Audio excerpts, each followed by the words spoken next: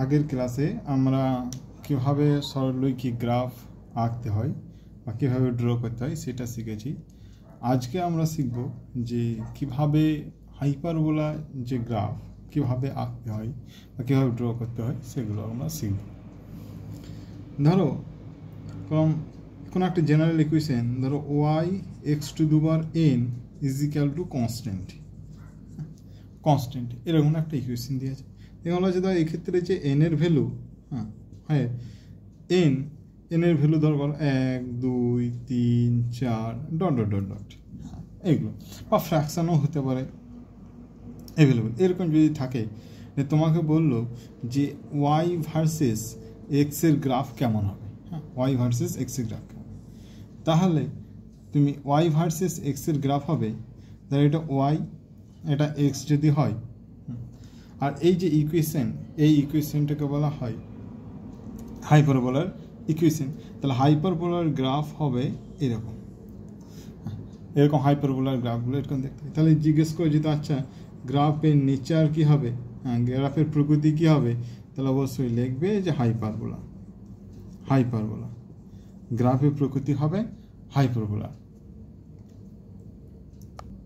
চলো তাহলে আমরা একটা উদাহরণ দিয়ে বুঝে নিই, একটা উদাহরণ তুলে নিই।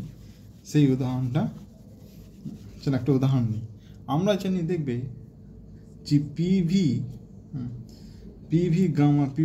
Two the power gamma is equal to constant একটা ইকুয়েশন আছে, তাই না? অ্যাডিবেটিক যে প্রসেস রুদ্রতাপ পদ্ধতিতে পিভি ইজ ইকুয়াল হচ্ছে PV to the power gamma is equal to constant. এবার গামার ভ্যালু সেটা 1.2 হতে পারে, 2 হয়, এরকম ডট ডট ডট অনেক ভ্যালু হতে পারে।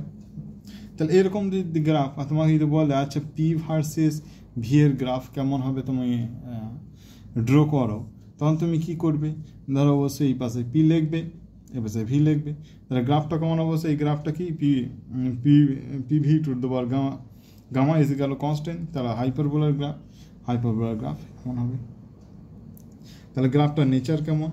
অবশ্যই গ্রাফের নেচার হবে হাইপারবোলা। গ্রাফের নেচার হবে হাইপারবোলা। আবার ধরো তোমাকে ধরো যে আইসোথার্মাল যে প্রসেস, যে আইসোথার্মাল যে প্রসেস আইসোথার্মাল পদ্ধতিতে জানো যে PV is equal to constant, তাই না? PV is equal to constant. তাহলে এই ক্ষেত্রে তোমাকে তো বলে পি ভার্সেস ভি এর গ্রাফটা আঁকো, তাহলে কেমন হবে? সেম হাইপারবোলার গ্রাফ, তাই না? হাইপারবোলার গ্রাফ কেমন হবে? এটা হবে। তবে এটা একটা হাইপারবোলা একটা বিশেষ নাম আছে, এটাকে বলা হয় PV is equal to constant. এরকম যদি হয় তাহলে এটাকে বলা হয় রেক্ট্যাঙ্গুলার হাইপারবোলা।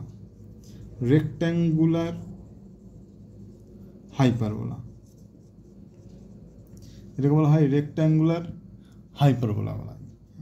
এই ধরনের PV is equal to constant যদি হয়, বা x y is equal to constant, যদি x y is equal to constant যদি আমরা পাই, x y is equal to constant, তাহলে সেই ধরনের গ্রাফ এক্স ভার্সেস ওয়াই বা ওয়াই ভার্সেস এক্স যদি গ্রাফ দেয়, তাহলে সেটা হবে রেক্ট্যাঙ্গুলার হাইপারবোলার গ্রাফ।